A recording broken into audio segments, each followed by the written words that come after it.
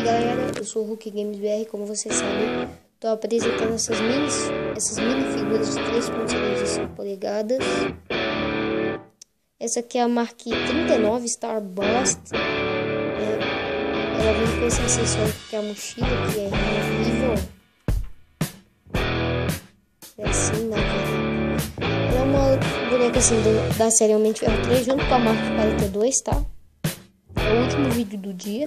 Até a articulação aqui na cabeça. Assim, tá bom? 360. No braço.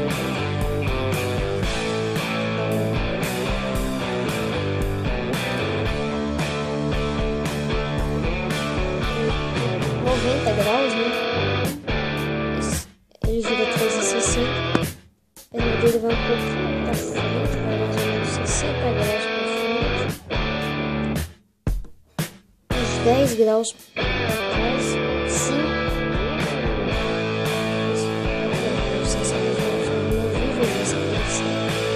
São 6 figuras, tá? Eu vou apresentar pra vocês já graus.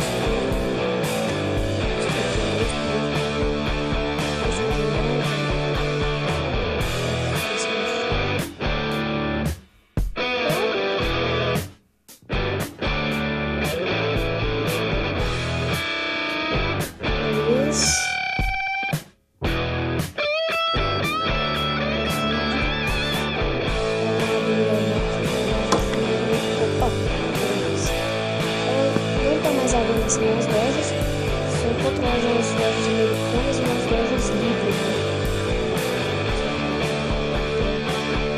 Isso atrás do meu.